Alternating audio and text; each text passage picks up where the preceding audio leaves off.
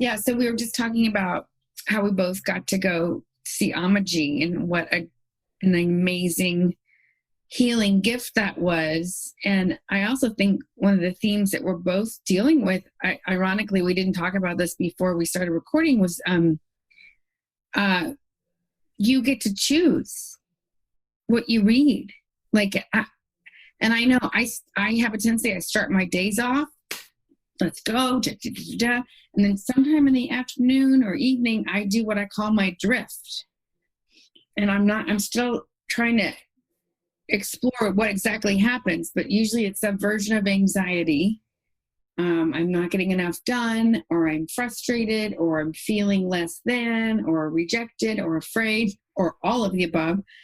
And that's when I have a tendency to want to eat emotionally, or read news articles that have nothing to do with anything. It's sort of like my, like driving past an accident, Yes. I help but not click on that thing, even though I know it has nothing of value. It's just like morbid curiosity or something about the whales that are dying, or a weird looking fish that washed up and blah, blah, blah. I mean, it's so interesting how I can be so focused and disciplined at some points in my day, and then just drifting. Drifting is such a powerful word. I love that. And you're right. When I think about my energy throughout the day, it definitely, rises and falls, waxes and wanes, and any other kinds of words you can think of. And so on the one hand, there is that sort of understanding how you roll. If you're more of a morning person, you're going to kind of set up your day in such a way that you're going to do, at least for me, I'll do sort of the more thoughtful stuff in the morning, because that's when I'm on my toes thinking. That's where my best brainstorming comes from and all of that. At the same time, there's also the amount of inundation that comes our way, and how easy it is. It's almost like snacking in this country. If you go to a lot of other countries, it's hard to snack. In this country, it is so easy to snack. And I think we have a snack economy in terms of what's available to us information-wise. And so when you're talking about the drift that naturally occurs with us, there's that opportunity to just say, really? Really? A hurricane? Oh, I got to see what's going on with that, because I'm a weather nerd. I'm a weather maven. I am fascinated with things like that. And it's fine to start into it, but if you're tired and it's towards the end of the day, you can really get distracted, and then it's a rabbit hole, right? So it's, weather, gateway drug for Kathy, leads me into the next thing, which is, reading about celebrities or something like that. Yeah, no, it's so true. And I think for me, part of my drift that I'm just trying to be curious rather than judgmental about it all is I am so quick to discount what I'm doing, and I'm so much more interested in what you're doing or he's doing or they're doing, or, it seems more exciting. It always seems more exciting on the other side of the fence. And that's not just in relationships. And I know this is part of my lesson this time around. And I know part of it's because growing up, it was so painful to be here. So I discounted everything that was happening because I had to. That's how I survived. And unfortunately, I continued that as an adult and now as a recovering adult. But I really get it doesn't serve me, because I discount the amazing things that I accomplished, as well as the things that are like, well, it's not that bad. Actually, Elaine, you have tolerated way too much BS from And so I think part of my theme for the week was wake up, at least try to, what's really going on, pay more attention, don't get, we are in more distractions than ever. And I really think that everybody has ADD or ADHD or whatever the heck it's called, Yeah, and I think they're distractions. And you're right, when you talk about all these diagnoses and things like that, what are they? Is it really a medical diagnosis, or is it just we're inundated and we need to be taught how to curate? That's the big word for me, is How do I curate the information I take in? Because you were just talking about curiosity. That's a huge thing. That's what makes us good at what we do, both of us, right? That's how you're able to imbue humor. That's how you're able to listen, really, really listen. It's how you're able to bring energy to the things we do. So curiosity is huge. It's just that there's so much that you can look at and so many little tempting things that are pulling you away, that are dealing with innate parts of us. So you can still try to override them. You can still say, oh, you know what? I have years of experience. I see what's happening here. You're just trying to provoke my brain. Well, my inner brain and my limbic system, or whatever they call it these days, whatever the kids are calling it these days, doesn't know the difference. It doesn't matter. I can't override it. And when I try to override it, what am I doing? Decision fatigue. I am exhausting my brain. And what does that do? There's the drift. There's the snacks, the food, the booze, the whatever, the shopping. I love that. Kathy, I didn't have internet for like forever at my house for lots of different reasons. And I cannot tell you how much energy, because I would have the thought, oh, I have to email so-and-so. And I wanted to do that immediately rather than just write it down. And then I'd be like, oh yeah, I don't have internet. And half the time my phone wasn't getting on the right internet or whatever. And that must have happened to me 50 times a day. And I remember thinking, this is taking so much of my energy, and I just, it's so, what a blessing that we have all this free will and choice and a challenge. But yeah, like I used to feel like I should be listening to the news and NPR. I should be. And yet most of the time I felt anxious, depleted, and stressed out after I listened to the news, and so I've been really trying to pay attention. Like when I talk to you, I always get energized and I'm laughing. Same with Sheridan, same with other people in my life. So I'm really, like I want to curate my life like as if I were on a Facebook channel. Well, I've been having a lot of interactions lately with insurance people. Oh, quit bragging. You brag about I know about my customer service, my customer service prowess. And I started to notice this towards the end of my corporate days, where everything started becoming self-service.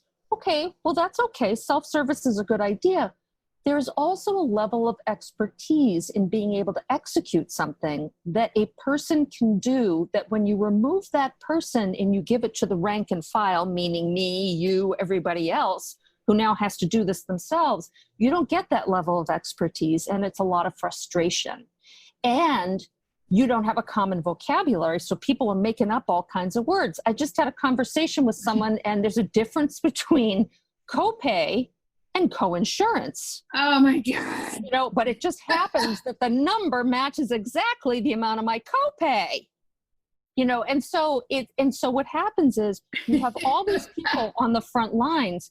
You've got vocabulary that doesn't match up. Every insurance company has a different way of describing something. And then it's never the person you go to see. The bill, comes, or the claim comes in the name of some name you've never heard of before. And so how can anybody keep track of that? Oh my God. Even just that alone. But that whole idea of self-service, I feel like there's been this hollowing out, and more is being dumped on us to be able to take care of for ourselves. This happened to me a few years ago in Paris. We were there. Darling. Yes, it was actually not too long after the terrorist attack. So that was in November, and we were there about 3 months later. And while we were there, I got pickpocketed successfully. Good. I got to hand it to him. I had like 25 zippers on my bag, but they still managed to find. Evidently, they did. You did hand it to them. But I put them.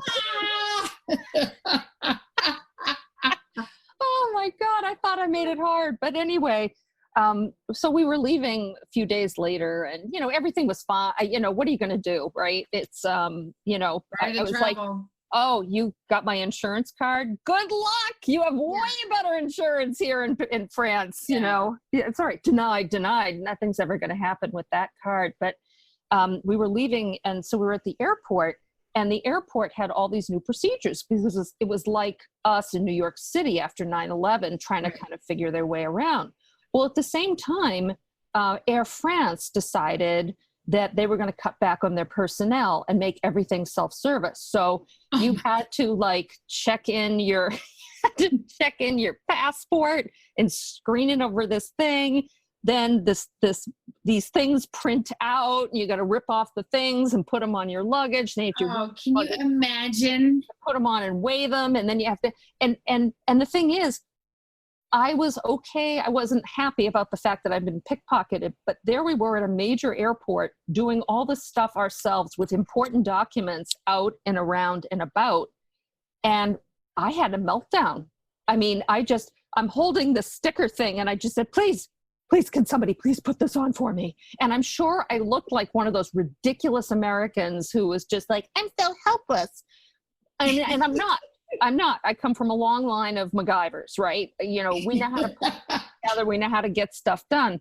But it just flipped me out so much. And I just thought, there is something about someone who does this all day long, who knows how to do it.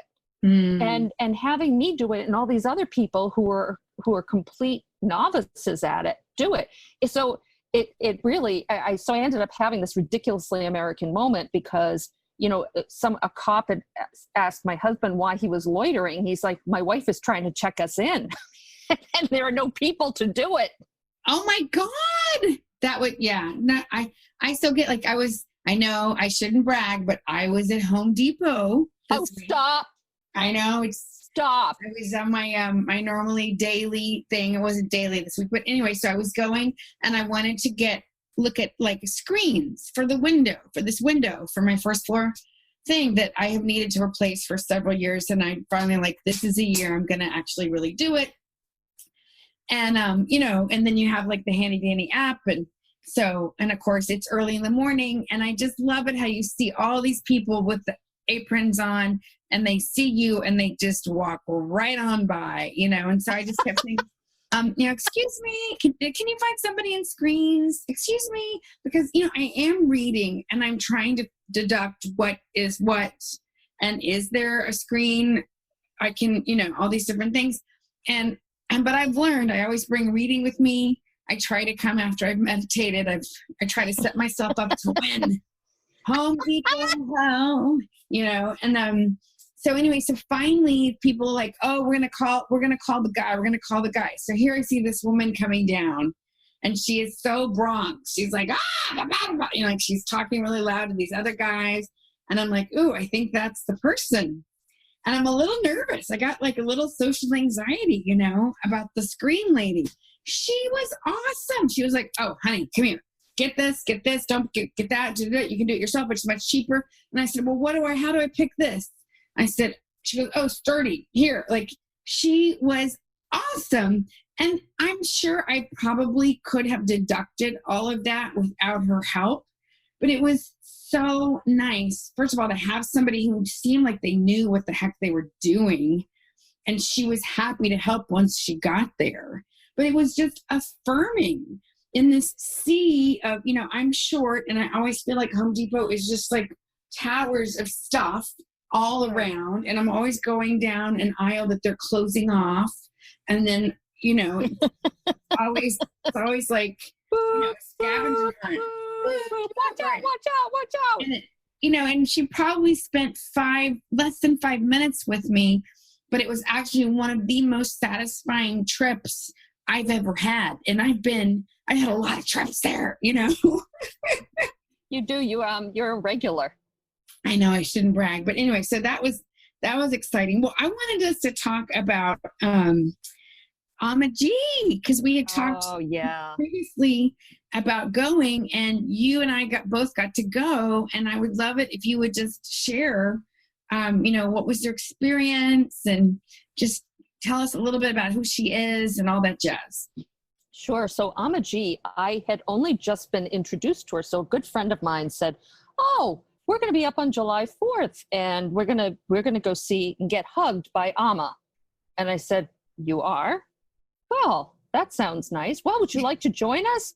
I said, well, it's July 4th. I don't have any plans. My husband was working on a movie and he was away. So I looked her up a little bit and looked at what she was doing. And I said, okay, you know what? Let me give this a try. I can't believe I never heard of her because she's hugged like 36 million people. And she does a lot of charity work. And she really is about love and seeing people and letting people know they're being seen and being touched and being loved. And I thought, I can't think of a better way to spend July 4th, first of all, with you and with two other friends. One was a new friend, one was an old friend, and all wonderful people, than to spend it in a day where love rules and where love can exist. And it was a wonderful day, even though I'm an introvert and even though you're in this place and there is a lot of love and a lot of feelings of love, it's also cacophonous. It's, there's a lot of noise. There's chanting that sometimes feels less like chanting and more like, shut up already. But everything about the day was orderly and peaceful and calm. And then when I finally got up there to hug her, it's kind of hilarious because, you have to put your hands on either side of her and then you put your head down. I know you've had some experiences with her too, but this is my first time. And, the language she speaks is not one I understand and nobody's translating. And she's speaking with her swamis and other people, and they are doing this beautiful job of lining people up and making it flow as best they can. And so I'm just lying there, my head's kind of like dangling. And then she whispers something in my ear. And then I'm just like thinking, am I done now? Like, should I get up? Like, are they waiting for me to get up? And then no, she just kept holding me. And it was really, really lovely. And then I got up, and then you can sit on the stage near her and just watch other people get hugged. And it was just a beautiful way to spend the day. And to know that there are still millions of people, many, many people who would really rather live in love than in fear. Oh, that's so beautiful. Yeah. So it was so great to get to go with you guys. I've gotten to experience her 2 other times before. And then I would know like, oh, she's coming. But I had resistance about like spending the amount. I knew it would take a long time. And anyway, I'm so glad. Like, to me, it was like love, freedom, day of freedom, and it was very healing after some of the trials and tribulations I've been through the past few months. And it was so great to watch you and your friends get hugged. And I really did feel elevated and healed and more peaceful. And, I came back to my meditation meeting in Montclair, and I've been sharing about it all week. And I have a keychain because I don't always wear jewelry, but I always have my keys. And I have her picture on my desk to remind me to be kind when I'm on the phone, especially. And so I was sharing about her this week in my meeting, and this guy walked out today and he said, Elaine, I was on a plane one time and I was flying in first class, and I forget, he said from where to where. And she was on the plane with her 2 main guys, and they had asked if he would move so that they could sit together. And he said, yeah, if I get a hug. And they said like, maybe later. But he said he could feel his vibration just from like being around her. And there were all these people that were like bowing down to her. And he said, she is really like a living saint. And this is not an airy fairy kind of guy. Like, right. And so it was just affirming that it really is such a magical experience. And it gives me hope for humanity when people you would never think who might be not open to it are like, oh, I'll check that out, because underneath it all, I think we are love. We just forget who we are. We forget who we are. And I just see, I feel like there's got to be some superhero who only uses their power for good. Because coming back to what we were talking about earlier is that a lot of what gets tapped into is fear, is innate protective surveillance systems. What do you mean? Whoop, whoop, whoop. DEFCON 5, DEFCON 5. Kathleen Keegan, we have an emergency. It gets triggered all the time. First of all, it's a natural part of us, and so it's there to protect us. But most of what it's protecting us from are advertisers, right? Or clickbait, or it's that's the thing. I don't think it takes that much more effort to be heart-centered than it does to be cold-blooded. Right. It takes the same amount of effort, right? Yeah. I really do. Having worked in corporations over the years, and I realized I always worked with great people. It was how it was managed. It was the environment that was created, and it is a choice because the fact is, it has been proven over thousands of years. You can succeed or fail and be nice or be an ass, or even worse than that. But I don't want to have to go beep the person. Beep, beep. Right. I love it. I love it. A big beepy episode. Well, thank you, Kathy. That was great. I wanted to share with you because, we're creating this because we want to help people who are coaches and entrepreneurs and people who've done personal development and still struggle with I'm still human. What? And I wanted to share this because this was like a small but huge thing for me this week. So, I've been in landlord lockdown because dun, dun, dun, dun. In the beginning, there were hovels, but now landlord lockdown. Oh my God, I can see it, the headlines now. So anyway, I had a conversation with my realtor, who's he's been a good friend for a couple of years now, about I want to do this intensive. It's like a TNT where they do like your credit report and a background check, and it's really inclusive and in depth. And I did that for my first floor people, and I said, this is really great. I really looked at it with a fine-tooth comb, unlike things in the past. And I said, from now on, let's do this with any applicants. And he said, okay, you want that? Yeah. And so we had that conversation. And then literally like a few days later, he sends me an application and there's none of the review thing. And in the past, I would have gotten upset, internalized it. Why? How come nobody listens to me? What am I doing? It's not, I shouldn't have to deal with this. I'm so sick of this confrontation. Is it because I'm from Texas and I'm short? I just sort of gone into the circle of shame, the shame spiral, and making it mean all this negative stuff about myself, which I did in 0.2 seconds, so much of my life. And then, but I didn't do that. I just said, Brad, I thought we were going to do the da-da-da-da-da. I emailed him and he did not respond. And then I texted him and then I picked up the phone and I said, hey, aren't we going to do I think it's TNT or whatever. He goes, oh, you want that? And I said, yes, absolutely. I want that. Are you going to do that? And he said, oh, okay. Da-da-da-da. And I didn't spend any more time, which is a miracle for me, the recovering drama queen. And I really get sometimes when you're in management, you have to repeat yourself. And that doesn't mean you're a bad manager or they don't respect you or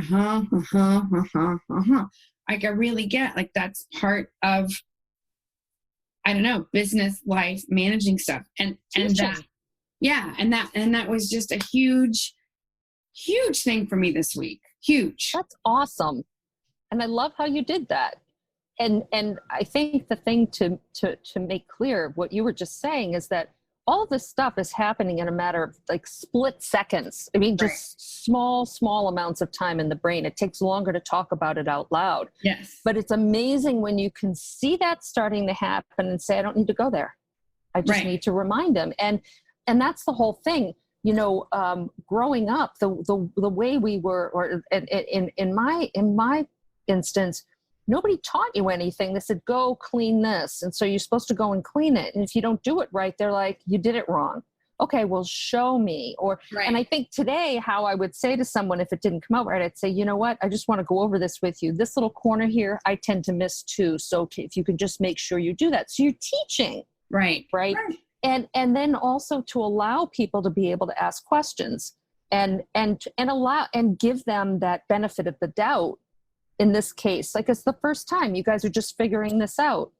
And so he may or may not remember it, didn't remember it. That's fine. So you let him do it. And, so you reminded him, and then he was able to do that. And it was one thing too, that I learned as a hard lesson in the corporate world is, don't take me personally, take me professionally. So in other words, don't take it personally. And learning how to not do that is not easy.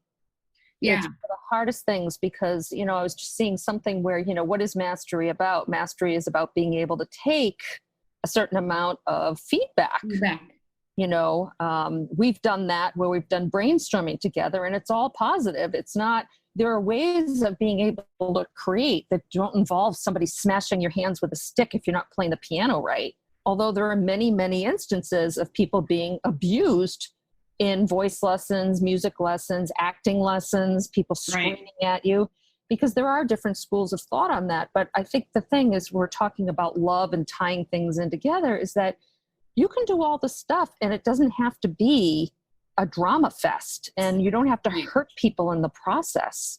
And so that's what you're doing. You just created a new space, and you created more space for yourself by not going down that rabbit hole. Yeah. And I'm just so grateful, because for so long I shouldn't have to deal with this, or I can't wait till I don't have to deal with this. And, and it's like, well, Elaine, you know what? You have to be your own prince in shining, on the white horse, or shining armor, or whatever. And recyclable shining armor. Shining armor. Yeah. I keep hoping you're going to sing about it, Kathy. Well, we need to be an echo, as echo, echo, echo, echo. Sorry, that wasn't really singing. Is that an echo off the shining armor that's been recycled? Yeah. my knight in shining armor. Follow. Okay. Okay, awesome. And so cool. So we talked about Alma's thing and a recovering drama queen. And I wanted to see, do you have any other cool, like, cultural corner? Have you, you're so good at enjoying New York City. I didn't know if you had any special. Well, I went to go see a play on the weekend, and my friend's son is in the show. Oh, right. And since the story was based on Medea, my husband quit. Late. Oh my God, was Tyler Perry all the characters? And I was like, no, not that Medea. But but it was interesting. I went in there, and we had bought tickets. He was away again. He did the script supervisor thing, which he loved. So I invited a friend from here, and we went over, and I go to sit down, and I'm sitting next to my friend whose son is in the show. Oh, okay. Right. And it's interesting. One of the things that's really cool about what they do at the Public Theater is that they give them like 2 weeks of previews. 2 weeks of previews, which basically means you've got the director there, you've got all the other people, so you're still making script changes, tweaks, all of that for a 2-week period, which really allows maximal creativity in my book. And this was a talk back, which means that after the show was over, the actors and the director and the playwright were on the stage so we could ask questions. That's so cool.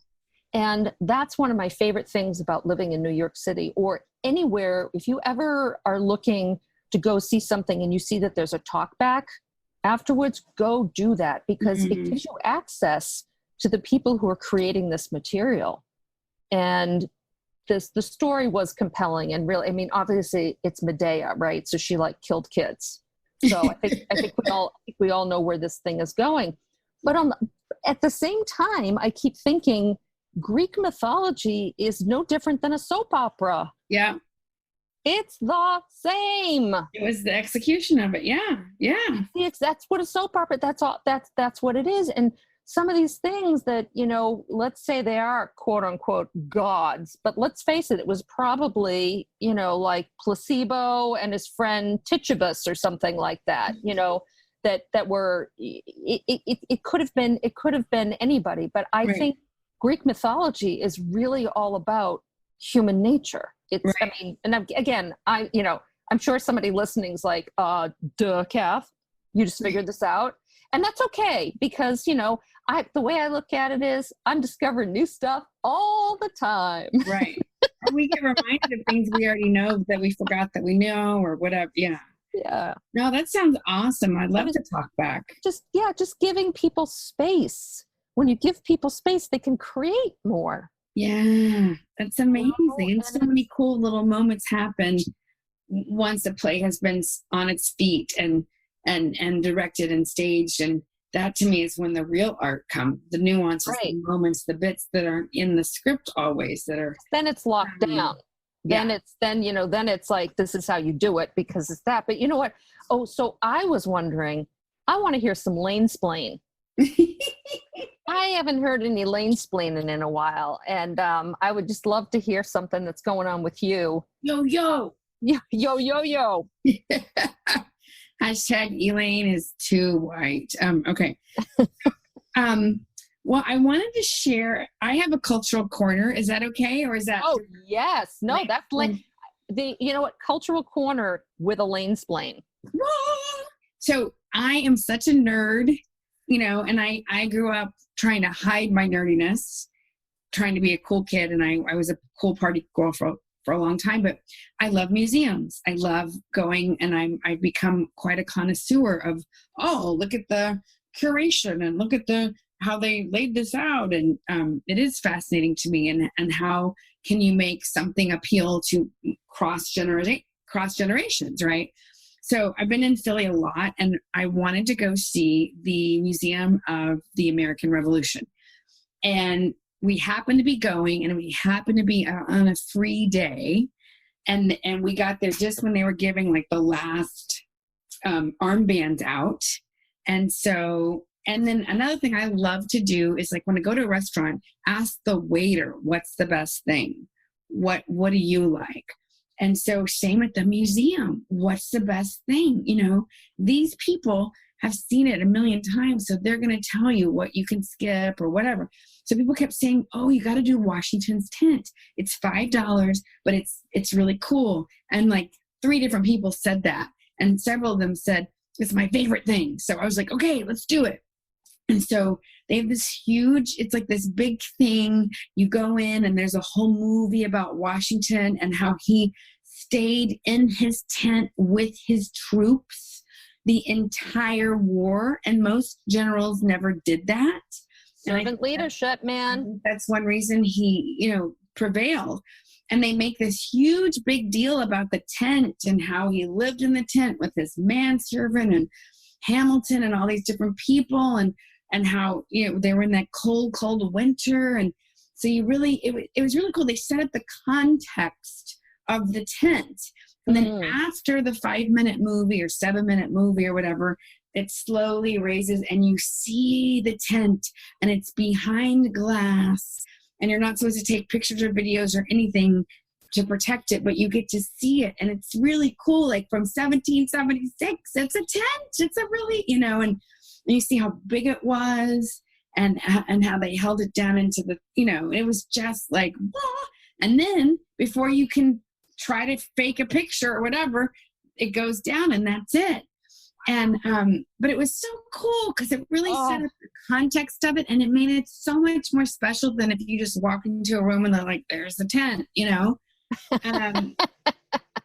this is how we do it. Right. This is how we do. Okay, good. He's saying, yay, I'm so happy.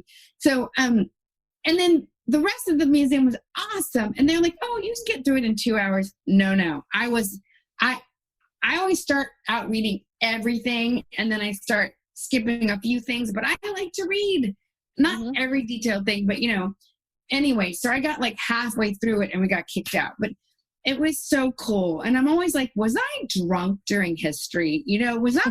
Because I mean, I grew up Texas public schools. We studied Texas history. I can tell you about the Alamo until the cows come home.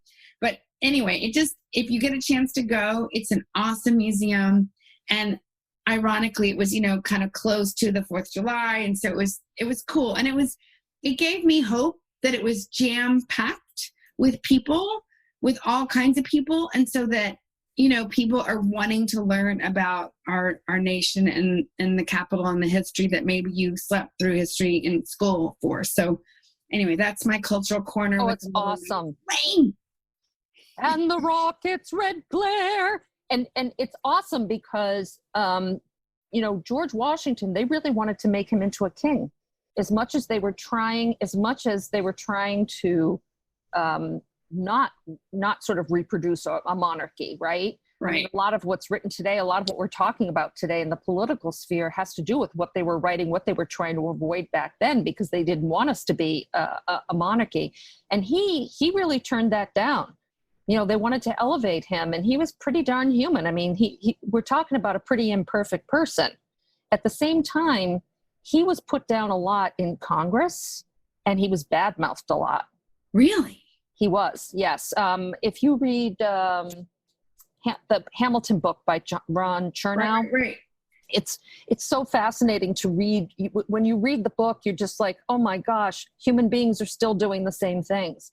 Right. And so you just see that it was more important to him to do the job that he was supposed to do and have faith in the people he was going to have faith in than market himself and make himself look good.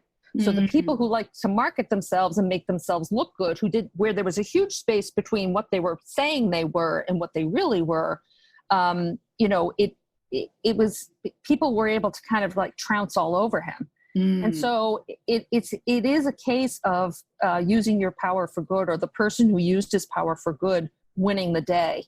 And thank God that happened. Otherwise, our government would be in even worse shape. Because why? Humans. Right. Yeah. No, we're human. I did read that book and I loved it. Clearly I must have forgotten a few things, but I didn't realize how precarious things were, And they always seem to be, we always do seem to be in this state of, what we believe to be right and what we need, or, people who live ideally, who live in ideals, and people who live in the real world. There are people who can afford to live in ideals because they can kind of build a fence or something that helps them sort of create the environment that they want and not have to interact too often. Right. Doug came home yesterday from his 2 weeks long on the film, and he came back to the city. So he was staying in a farmhouse for 2 weeks in this rural part of Pennsylvania. They were filming. He comes back to the city. We get in the rental car. We get stuck in traffic, horrible traffic. It's pouring rain right the moment we get out of the rental car center. We get on the subway. They're so slow, and they're more packed than they've ever been. And so I turned to him and I said, "Welcome home, honey." And it was just like, New York, this is New York at its both as finest and its not finest. Yeah. Wow. Just being human. So Kathy, tell me, if you, who you love to work with and what you do for people. What's your mission? So my mission is to end needless workplace suffering. And what I mean by that is all the stuff that's optional in work. So things like, you might recognize this, fake work, people who create fake work. I can help you strategize around that so that it doesn't take the mental toll. The thing the great example you gave earlier, Elaine, of how you made those mental shifts. And I'm so good at helping people with that. And also just for your own self, always being able to tap into who you are, where you are in the workplace, and not taking things personally, learning how to navigate that way. So that's who I love to help, because I was that person that came home in tears, even though at the workplace I was on fire, I would come home absolutely spent. I'm convinced that's why I got cancer, because I couldn't, and so it took a long time for me to be able to figure out how to work in the workaday world. And now that I know how to do that, I want to help other people be able to do it, because I think you should love work. No, I'm not going to say you should, but there's no reason not to really love what you do. Right. I love it. And you, my lady? Well, I do. It's funny. I help people with the mental blocks against telling their story. And we all have visibility blocks. I don't care if you're used to speaking in front of 5,000 people. If Oprah was going to feature you, you would be like, or something. Everybody has a version of that. And so I help people break through their mental blocks and emotional blocks about how they look on camera and telling their story, and how there's so much power in being vulnerable. And there's a way to be credible and share your expert wisdom and still be real and authentic. And it's a balance. And I absolutely love doing it. I love pulling the gold out of people. And I believe that, when we share our stories, we help save the world. We couldn't end on a better note. All right. Woo! Drop the mic. Thank you, Kathy. This was fun. Bye. Yes, it was. It was. It was. It was.